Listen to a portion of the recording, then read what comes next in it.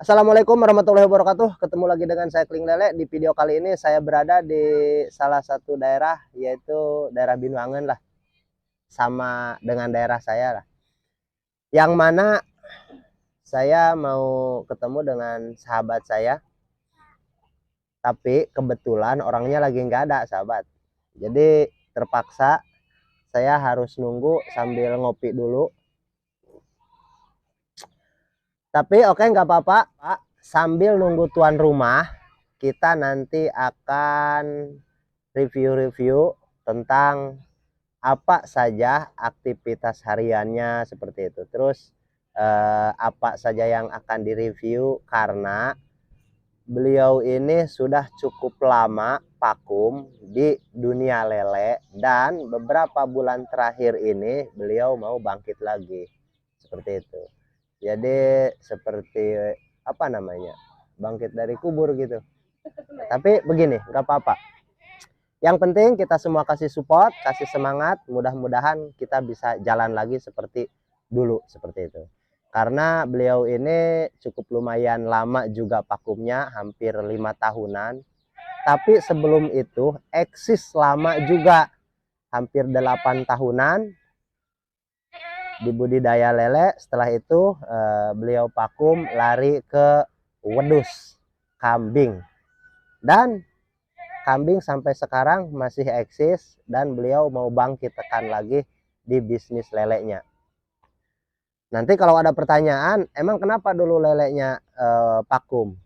Alasannya masa itu pakan dalam 1 tahun naik sampai 6 kali itu, sahabat. Bahkan ya mungkin sahabat semua paham lah. Saya pun beberapa tahun hampir bukan vakum, aktif, tapi menurun seperti itu. Menurun karena harga produksi dengan harga jual kurang sesuai. Dan di tahun 2020 alhamdulillah di situ agak stabil lagi seperti itu. Oke, tapi sebelum kita ngobrol lebih jauh, sebelum kita review-review, yang baru menemukan channel ini jangan lupa subscribe dulu, like, komen juga. Dan nanti kita lanjut review kemana saja, apa saja yang kita akan bahas. Oke, sambil nunggu bosnya yang punya kambing dan lele ini, kita review. Nanti dia sampai supaya oke, lanjut. Oke, sahabat bisa lihat yang ini yang sudah diisi ada 6, dan diameter baknya ini rata-rata ukuran baknya 2x3 kebanyakan, tapi ada beberapa bak yang agak tanggung seperti itu. Kayak yang ini kan, yang 3 ini. Yang 3 kalau dibikin 2x3, yang satunya terlalu besar, dan untuk dibikin 4 pun tanggung juga. Makanya yang ini agak sedikit besar, 2,5x3. Tapi lebih kurang keseluruhannya seperti itulah. Oke, sahabat bisa lihat ke sini ada berapa bak saja yang sudah diisi. Ini tadi kita lihat ada 6 yang sudah ada isi. Kita lihat yang kita mau bangkitkan lagi. Karena ini yang kosong cukup banyak. Nanti saya hitung dulu ada berapa semuanya. 1, 2, 3, 4, 5, 6, 7, 8, 9, 10, 11, 12, 13, 14, 15, 16, 17. Ini ada 17 yang belum kita perbaiki. Karena sahabat bisa lihat di sini banyak rumput-rumput. Lihat ini seperti hutan-hutan. Dan ke sebelah sana pun masih ada bak. Karena yang ini ada 17. Yang di blok sinilah ada 17. Yang diisi tadi ada 6. Berarti yang satu blok ini ada 23. Dan rencananya ini kan sudah banyak rumput-rumput nih. Banyak yang sudah pecah. Jadi kita mau perbaiki. Pecah bukan yang di tepi lah, tapi pecah bagian bawah. Sahabat bisa lihat, ini ada satu bak yang enggak ada rumput kan. Jadi bagian bawahnya ini enggak pecah. Ini masih utuh. Dan ada beberapa bak yang di bawahnya sudah tumbuh rumput. Karena salah satu alasan kenapa bisa tumbuh rumput, ini yang bagian bawah ini dia retak-retak. Jadi oleh karena mungkin dulunya bekas lele kan, jadi nutrisinya cukup bagus juga untuk tanaman, makanya tanaman cepat sekali untuk tumbuh seperti itu. Oke, nanti kita lihat-lihat bak yang ada yang sudah di full dibongkar, dijadikan untuk kandang kerbau dan kandang sapi. Tapi sebelahnya masih bisa diperbaiki karena kalaupun bak kan nggak bermanfaat kalau nggak diisi. Masa itu yang saya bilang tadi, kendalanya kan harga pakannya sekaligus dari 227.000 masa itu harga pakan langsung naik ke 300 seperti itu. Jadi makanya harga jualnya pun kita agak susah untuk mendapatkan harga yang sesuai. Makanya kebanyakan daripada petani-petani lele masa itu banyak yang vakum. Itulah. Dan insya Allah saya minta dukungannya kepada sahabat-sahabat semua supaya salah satu sahabat kita ini bangkit lagi, karena yang saya lihat beliau sudah ada semangat lagi seperti itu. Karena meskipun ini baru 6 bak yang namanya juga kita mulai lagi, ya harus dari bawah dulu lagi. Ya harus dari bawah lagi lah kita merintis lagi. Karena yang ini kita harus perbaiki dulu, yang pecah-pecahnya kita betulin. Karena kalau menurut saya ini cukup ringan lah. Kita kasih tambah bagian bawah saja, plester bagian bawah saja. Karena kalau yang tepi-tepinya ini masih kokoh. Karena dulu didesainnya luar biasa kuat. Oke, kita lanjut ke bak yang sebelah sana, sahabat. Di sebelah sana ada beberapa bak yang kita akan lihat berapa lagi sisanya yang bisa kita berapa bak lagi yang bisa kita gunakan seperti itu.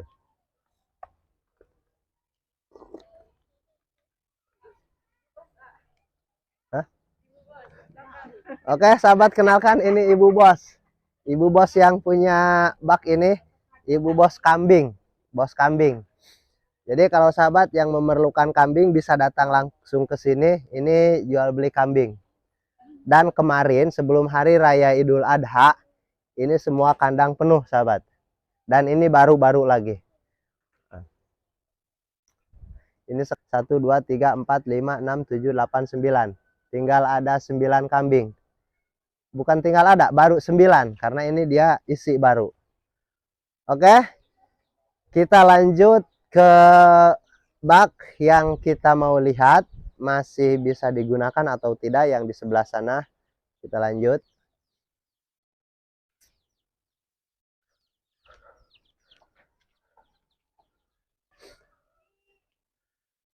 Ini sahabat bisa lihat, ini dulu bekas bak, diameternya 2 meter kali 8, dan ini beliau bobok, beliau ratakan. Ada 4 bak yang beliau buka, dibikin satu karena tujuannya untuk bikin kandang sapi dan kerbau. Dan ini alhamdulillah sahabat kita ada 2 yang baru. Dan seperti biasanya marketnya kan hari raya seperti itu. Hari raya kemarin habis, ini baru lagi. Jadi sahabat kalau mau cari kerbau, sapi bisa datang ke sini, atau mau jual, nah, kita bisa negosiasi seperti itu. Oke, ini salah satu bak yang insya Allah bisa dimanfaatkan lagi. Ada 3 bak besar, karena yang ini dulu bekas bak pembesaran. Yang tadi dia bak yang multifungsi, ini khusus pembesaran, dan ini dijadikan tanaman untuk makanan sapi untuk saat ini. Dan insya Allah kedepannya kita kembalikan produksinya seperti semula. Oke sahabat, ini ada 7 bak asalnya kan. Sekarang masih 3, tapi insya Allah 3 pun ini cukup besar. Karena beliau itu dulu sewaktu pas eksisnya di lele itu, produksinya per minggunya itu luar biasa banyak. Ini ada 7 bak yang pembesaran, itu tidak cukup untuk memenuhi pasar di daerah sini. Seperti itu. Kalau yang tadi yang 23 itu segmen pembenihan, dikarenakan produksi konsumsinya keperluannya banyak, jadi separuh untuk pembenihan, separuh untuk pembesaran. Karena beliau ini memijahkan sendiri, membesarkan sendiri, dan jual sendiri, seperti itu. Makanya oleh karena itu kita sama-sama bahu-membahu untuk saling support, saling dukung. Mudah-mudahan kita bisa eksis lagi di budidaya lele ini. Meskipun yang saya bilang bukan hanya lele saja, di dunia apapun. Termasuk ini salah satu sahabat kita yang mau memulai lagi di dunia lele. Dan alhamdulillah beliau pun sudah ada bisnis yang sampai sekarang masih oke, yaitu di kambing. Dan ini tadi sahabat lihat ada sapi juga, ada kerbau juga. Oke, kita sambil tunggu bosnya, kita duduk-duduk sambil ngopi. Karena takutnya kalau saya mau review tunggu bosnya datang, kemalaman dong. Karena ini kan sudah jam 4. Oke sahabat, sebenarnya saya datang ke sini itu nggak janjian dulu.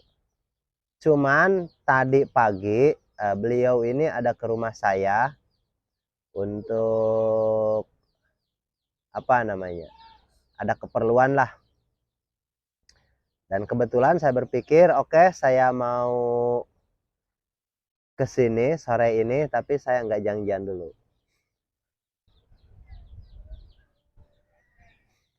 Jadi saya ke sini itu nggak janjian dulu, makanya saya datang ke sini.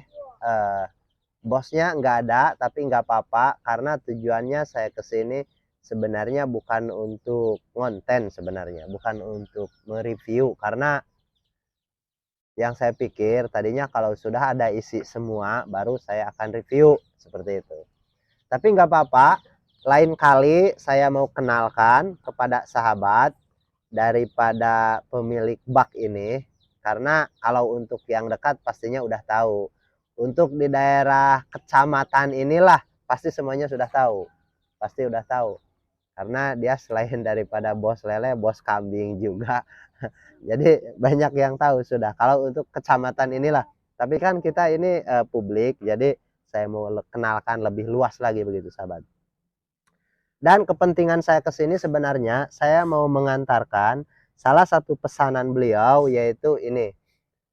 Ini mungkin ada di video sebelumnya saya pernah bahas salah satu probiotik dan nitrobakter yang bisa apa saya bilang, bukan menipu juga sih, yang bisa digunakan untuk budidaya lele dan ikan mas, nila, dan lain sebagainya, bahkan untuk ternak. Meskipun yang ini spesifik untuk lele, karena saya biasanya membuat probiotik itu spesifik. Kalau untuk ternak, hewan ternak bikin lain lagi. Kalau untuk ikan bikin lain lagi. Dan kalau untuk tanaman bikin lain lagi, seperti itu. Karena keseluruhan probiotik memang saya enggak mengatakan bisa lah, tapi saya sudah mencoba semua, sudah mencoba bikin seperti itu. Dan seperti di video terdahulu saya pernah bilang, saya punya cerita tentang probiotik ini. Dulu sewaktu saya belajar budidaya, saya beli satu botol ini 30.000 yang probiotik. Dan yang nitrobakter dulu saya beli ini 60.000. Sahabat bayangkan. Senior saya dulu jual satu botol ini, dia belikan bahan baku bisa buat 20 liter. Bisa buat 20 liter, maknanya ya kurang lebih 40 botol seperti ini. Modal 30.000 dapat 1.200.000. Nah, itulah hebatnya senior saya. Tapi saya nggak mau ngikutin cara itu karena saya pun bisa saja. Ini saya bilang, wow, produk luar biasa, nggak ada tandingannya, nggak ada di toko. Ya memang nggak ada di toko, yang kayak ginian siapa yang mau jual di toko? Nggak jelas juga, buatan siapa, legalitasnya nggak ada, izin edarnya nggak ada. Terus komposisinya juga nggak tahu apa ini dalamnya. Nah, seperti itu. Jadi sahabat hati-hati, jangan mau tertipu dengan produk-produk yang seperti ini. Karena apa? Kita zaman sekarang harus cermat juga dalam memilih produk.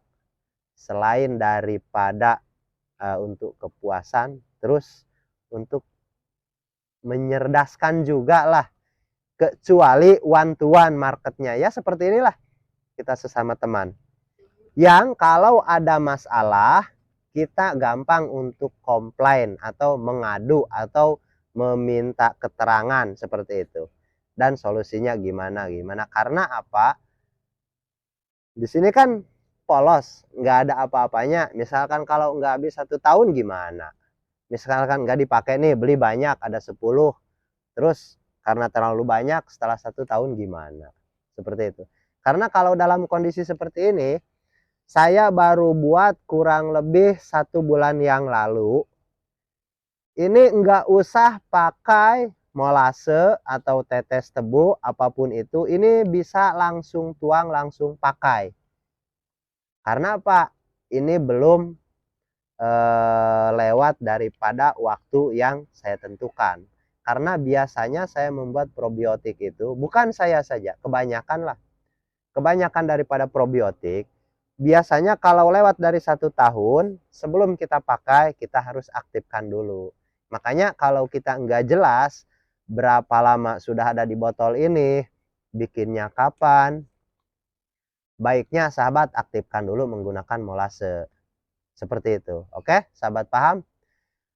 Jadi kalau sudah bisa untuk membuat nitrobakter ataupun probiotik, dengan cara jual seperti ini, suka hati sebenarnya. Mau jual 5.000, mau jual 10.000, mau jual 60.000, mau jual bahkan yang 80.000 pun ada. Karena yang ada di belief system kita biasanya semakin mahal produk itu semakin bagus. Makanya gampang. Supaya lebih terkesan bagus, bikin mahal lah. Seperti ini kan sama. Tinggal saya bikin 2 harga yang berbeda. Paham gak maksudnya sahabat? Tinggal saya bikin begini saja. Oke sahabat, kalau pilih yang ini saya kasih 30.000. Tapi kalau yang ini 80.000. Hampir 3 kali lipat. Loh bang, kenapa kok yang satu mahal, yang satu murah? Oh ini lain. Ini lain dari bahannya. Paham gak maksudnya? Jadi sejauh itu sahabat harus hati-hati. Karena bisa saja kita hanya menambahkan sedikit saja formula, dijual bisa 3 kali lipat lebih mahal. Oke, sejauh ini sahabat bisa memahami? Oke, karena kalau untuk membahas hal-hal yang seperti ini, kagak ada ujungnya juga. Ini pun hari sudah sore juga. Jadi sebelum saya pamit, jangan lupa untuk bertanya, konsultasi, ataupun ada hal-hal yang sahabat belum paham lagi, kita di next video berikutnya. Assalamualaikum warahmatullahi wabarakatuh.